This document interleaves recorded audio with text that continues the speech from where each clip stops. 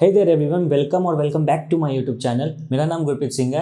मैं यहाँ पर आपको बिजनेस स्टडीज़, अकाउंटेंसी और इकोनॉमिक्स तीनों क्लास 11 और क्लास 12 के लिए पढ़ाता हूँ। अगर आपको मेरे चैनल के कंटेंट पसंद आ रहे हैं तो मेरे चैनल को सब्सक्राइब कर दो और इस वीडियो को लाइक कर दो और अपने दोस्तों में भी बांट दो ताकि उन्हें भी क्वालिटी एजुकेशन मिल सके। राइट, चलिए अब हम लोग आज बात करेंगे कि बोरोड फंड क्या होता है। What is mean by borrowed fund? वैसा फंड जो एक कंपनी उधार लेती है, यानी वैसा फंड जो कंपनी ले तो लेगी, बिजनेसमैन ले तो लेगा, लेकिन उसको वापस लौटाना पड़ेगा। उस तरीके के फंड को हम लोग बोलते हैं बोरोड फंड। देखो ना, ध्यान से समझना इस चीज़ को। एक कंपनी को रन करने के लिए फाइनेंस का जरूरत पड़ता है। हम लोगों ने पिछले वीडियो में यही बात कर लिया था कि finance is like a blood for the business या कंपनी। राइट, अगर किसी कंपनी को फाइनेंस का जरूरत है तो वो सारा फाइनेंस ऑनर फंड से ही नहीं ले सकती है। तो क्या होगा कि वो बोरोड फंड का भी इस्तेमाल करेगी। एक कंपनी या एक बिजनेसमैन बोरोड फंड का भी इस्तेमाल करेगा ताकि वो और ज़्यादा फाइनेंस इकट्ठा कर सके और ज़्यादा अपने बिजनेस को एक्सपेंड कर सके। राइट, तो बिजनेस बोरोड फंड में हम लोग पहला बात करेंगे ट्रेड क्रेडिट के बारे। ये दो वर्ड का मिश्रण है, पहला ट्रेड, दूसरा क्रेडिट। ट्रेड का मतलब होता है buying and selling of goods and services. Again, trade का मतलब होता है buying and selling of goods and services. Credit का मतलब होता है उधार। जब कोई बिजनेसमैन माल खरीदता या बेचता है उधार में तो उसको बोलते हैं ट्रेड क्रेडिट। अगेन, जब कोई बिजनेसमैन माल खरीद या बेच रहा है उधार पे तो उसको बोलेंगे ट्रेड क्रेडिट। राइट, तो ट्रेड क्रेडिट बेसिकली यहाँ सप्लायर और रिटेलर के बीच का बात किया जाता है। सपोज करिए मिस्टर एक्स जो है वो रिटेलर है। मिस्टर एक्स क्या है यहाँ पे? रिटेलर है, जो कि मिस्टर वाई से क्या करता है? माल खरीदता है, जो कि मिस्टर वाई क्या है? होलसेलर है। लिख देते हैं होलसेलर और रिटेलर।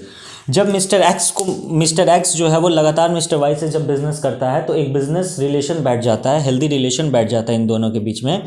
तो होलसेलर क्या करता है? रिटेलर को यानी मिस्टर वाई मिस्टर एक्स को उधार पे, क्रेडिट पे कुछ माल सप्लाई कर देता है। माल में कुछ भी हो सकता है, रॉ मटेरियल हो सकता है, गुड्स हो सकता है, कुछ भी हो सकता है। मिस्टर वाई क्या कर रहा है? सप्लाई कर रहा है on credit.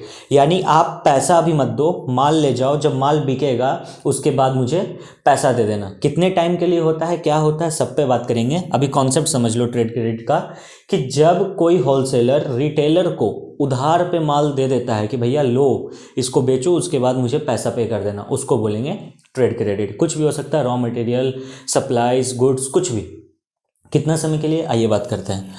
Trade credit, it refers to an arrangement whereby a manufacturer is granted credit from the supplier of raw material, input, spare part etcetera. यहाँ पर मैन्युफैक्चरर वर्ड इंक्लूड किया है। सपोज कर लो manufacturer क्या है? Retailer, और supplier क्या है? होलसेलर। वही बात हो गया।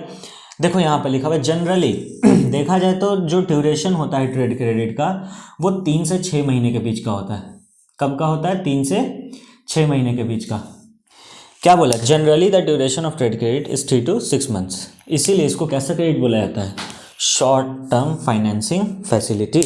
इसलिए ट्रेड क्रेडिट को हम लोग शॉर्ट टर्म फाइनेंसिंग फैसिलिटी बोलते हैं। यानी अगर आपने पैसा लिया है कहीं से या किसी होलसेलर से माल उठाया आपने, तो आपको माल का पैसा 3 से 6 महीने के बीचों बीच लौटाना पड़ेगा। फीचर्स क्या होता है ट्रेड क्रेडिट का? पहला, रेडिली अवेलेबल। ये शुरू से ही अवेलेबल होता है। रेडिली मतलब कुछ आपको एक्स्ट्रा एफर्ट्स नहीं लगाने होते हैं, बस आपको एक हेल्दी रिलेशन क्रिएट करना पड़ता है अपने होलसेलर रिटेलर के बीच में। आफ्टर दैट जब वो हेल्दी रिलेशन क्रिएट हो जाता है तो वो आपको आराम से मिलता है। ऐसा नहीं कि आपको कुछ स्पेशल कुछ करना पड़ेगा, नहीं, ट्रेड क्रेडिट आपको मिल जाएगा। दूसरा, फ्लेक्सिबल है। ये फ्लेक्सिबल कहने का मतलब जब आपका बहुत अच्छा बॉन्डिंग हो जाएगा होलसेलर या रिटेलर जिनसे भी आप बिजनेस कर रहे हैं, तो एक पॉइंट के बाद आपको फ्लेक्सिबिलिटी वहाँ पे मिलेगा। फ्लेक्सिबिलिटी मतलब होता है कभी कभी कि 3 महीने में लौटाना है, कभी कभी 6 महीने में लौटाना है, 3 का 4 महीना हो गया, 3.5 महीना हो गया, तो ऐसे आप कहीं ना कहीं फ्लेक्सिबिलिटी ला सकते हो at the time of repayment. ऐसा नहीं कि आप पैसा नहीं देना है, पैसा तो देना है, बट हो सकता है कि टाइम में 10-15 दिन का फ्लेक्सिबिलिटी आ जाए। तीसरा है हमारे पास नो फ्लोटेशन कॉस्ट। यहाँ पे कोई भी फ्लोटेशन कॉस्ट नहीं लगता है। सबसे पहले ये जान लो फ्लोटेशन कॉस्ट क्या होता है। फ्लोटेशन कॉस्ट का मतलब होता है वैसा कॉस्ट, वैसा खर्च जो एक कंपनी कर रही है अपने सिक्योरिटीज़ को इशू करने में। सिक्योरिटीज़ मतलब शेयर्स, डिवेंचर्स एक्सेट्रा। ना तो ये ट्रेड क्रेडिट शेयर है और ना ही तो ये ट्रेड क्रेडिट डिवेंचर है, तो ऑब्वियस सी बात है यहाँ पर आपका कोई भी फ्लोटेशन कॉस्ट नहीं लगेगा। फ्लोटेशन कॉस्ट का मतलब जो हम लोग खर्च करते हैं शेयर डिवेंचर इशू करते टाइम, ना तो शेयर है ना तो डिवेंचर, तो फ्लोटेशन कॉस्ट कैसे लगेगा, वही बात तो लिखा है, no flotation cost. Next, increase in prices. जब आप सामने वाले से कुछ माल उधार पे लेते हो विथ सम कंसिडरेशन कि हाँ भाई 3 महीने 6 महीने बाद मैं आपको लौटा दूंगा पैसा या आपको पेमेंट करूंगा 6 महीने बाद, तो प्राइसेस को जो है वो थोड़ा सा कहीं ना कहीं बढ़ा दिया जाता है। जैसे अगर आप इंस्टेंट पेमेंट करोगे 50 रुपये में आपको वो माल मिल जाएगा जो भी आप ले रहे हो, जो भी गुड्स।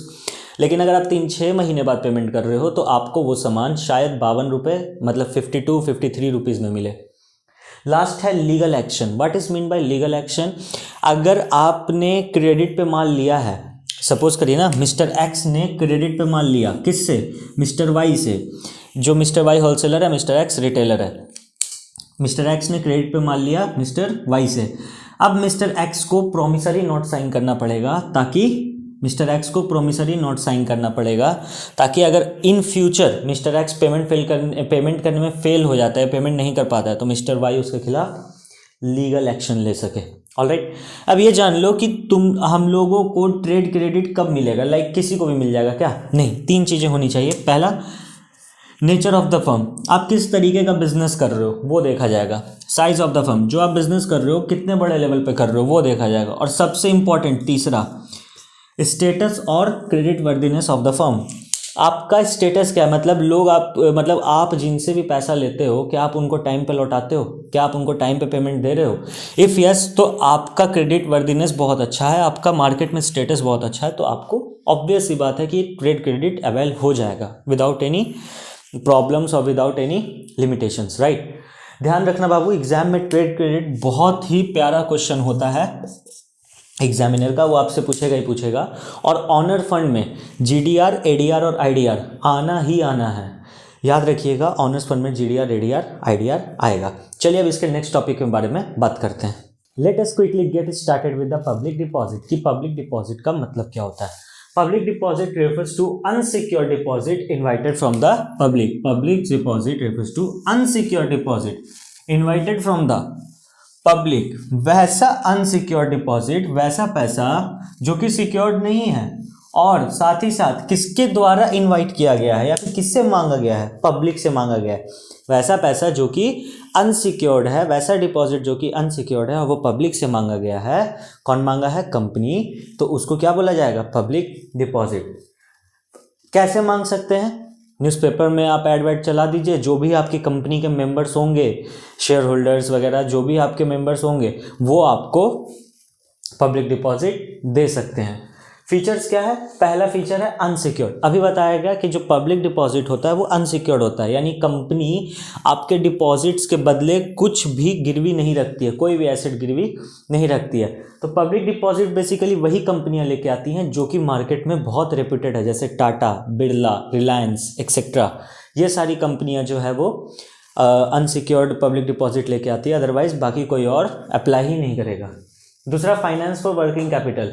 पब्लिक डिपॉजिट जब भी लाया जाता है किसी कंपनी के थ्रू तो सिर्फ और सिर्फ वर्किंग कैपिटल के लिए लाया जाता है, क्योंकि ये शॉर्ट टर्म होता है। हाँ, ये हो सकता है कि पब्लिक डिपॉजिट को रीन्यू कर दिया जाए, इंटरेस्ट रेट को हल्का फुल्का बढ़ा दिया जाए तो फिर से वो एक नया हो जाएगा, वो मीडियम टर्म तक चल जाएगा, बट ऐसा होता नहीं ज़्यादातर। ये बेसिकली वर्किंग कैपिटल के लिए होता है और वर्किंग कैपिटल का काम जैसे ही खत्म होता है पब्लिक का पैसा लौटा दिया जाता है। इसका टाइम पीरियड कितना होता है सर? 6 महीने से लेकर 3 साल तक। टाइम पीरियड 6 महीने से लेके 3 साल तक। Fourth, simple procedure to raise. यहाँ पर ज़्यादा आपको खर्च वगैरह नहीं करना पड़ता है, यहाँ पर ज़्यादा आपको प्रोसेस नहीं है। आप सीधा न्यूज़पेपर पर एडवर्टीजमेंट चलवा दीजिए, जो भी आपके मेंबर्स होंगे आपके कंपनी के, वो लोग सीधा आपके पब्लिक डिपॉजिट के लिए अप्लाई कर सकते हैं।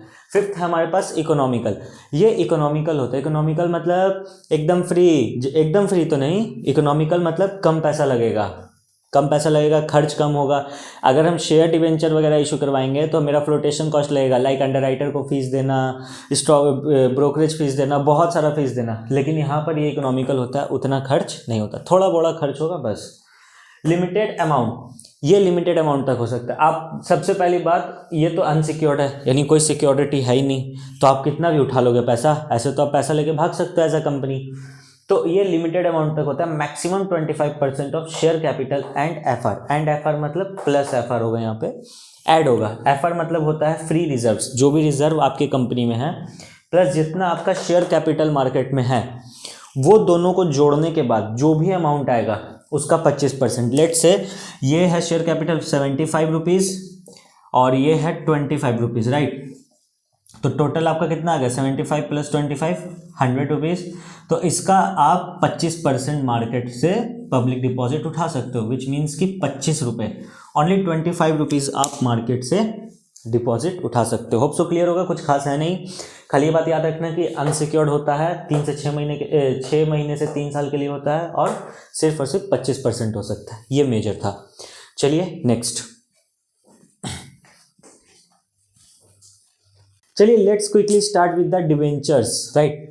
आखिरी टॉपिक है, इसके बाद वीडियो खत्म, रेस्ट हम लोग नेक्स्ट वीडियो पर देखेंगे। डिवेंचर्स को हम लोग तोड़ तोड़ के समझेंगे क्योंकि डिवेंचर का डेफिनेशन बहुत ही ट्रिकी होता है और बहुत कंफ्यूजन होता है बच्चों को समझने में, बट आपको नहीं दिक्कत होगा क्योंकि आप कॉमर्स वाले से पढ़ रहे हो। अगर आपको डेफिनेशन समझ आ गया तो यार चैनल को लाइक, वीडियो को लाइक और चैनल को सब्सक्राइब किए बिना मत जाना। डिवेंचर्स मतलब इंक्लूड्स डिवेंचर स्टॉक, बॉन्ड्स या अदर इंस्ट्रूमेंट जिसको कंपनी एक तरीके का डेट बोल सकता है। डिवेंचर्स वो होते हैं जो, डिवेंचर स्टॉक तो है ही, साथ ही साथ बॉन्ड्स भी हैं, साथ ही साथ और भी कोई एक ऐसा इंस्ट्रूमेंट जिसको कंपनी क्या बोल दे कि ये एक तरीके का क्या है, डेट है। डिवेंचर स्टॉक होते हैं, बॉन्ड्स होते हैं और साथ ही साथ कोई भी ऐसा इंस्ट्रूमेंट जिसको कंपनी क्या बोल दे कि एक तरीके का डेट है, लोन है, जिसके बदले कंपनी लोन ले सकता है पब्लिक से।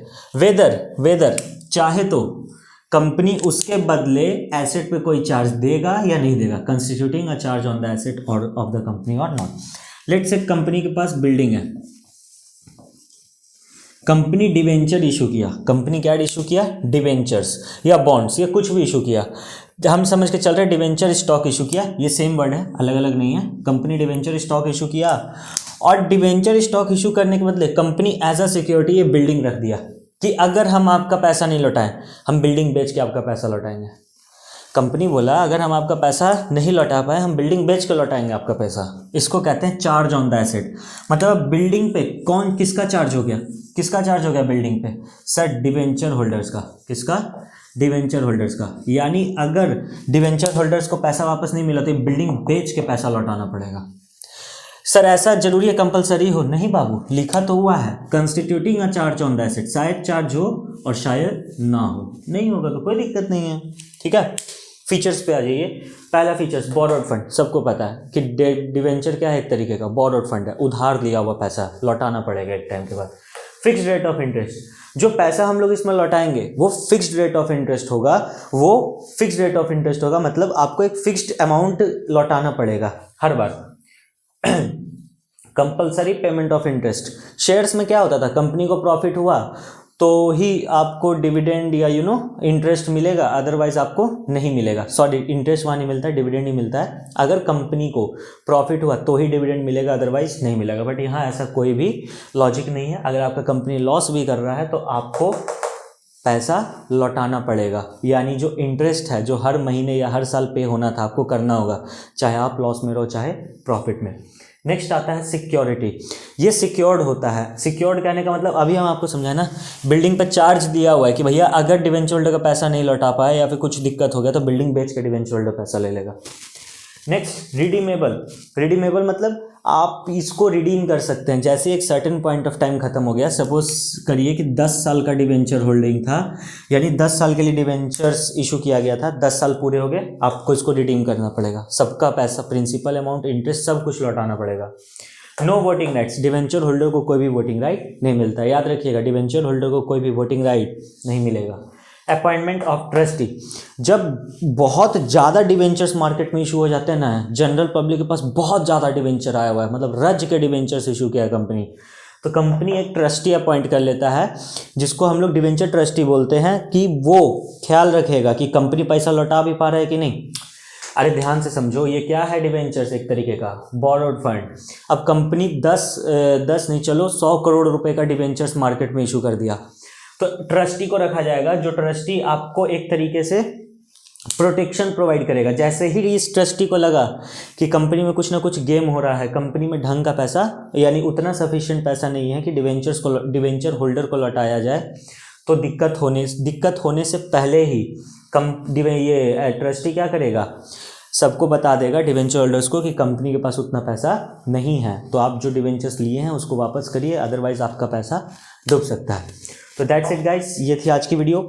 याद रखना एक बात कि एडीआर, जीडीआर और आईडीआर वाली वीडियो बहुत इंपॉर्टेंट है, उसको देख लेना। अगर आपको वो वीडियो देखनी है, स्क्रीन पे आ रही वीडियो पे क्लिक कर लो। और इसके बाद बहुत एक इंपॉर्टेंट टॉपिक है जिसका नाम है difference between share and debenture, वो भी एग्जाम में आएगा ही आएगा 100%। अगर वो देखनी है तो स्क्रीन पे आ रही वीडियो पे क्लिक कर लो। चलिए, thank you so much guys, love you all, bye bye.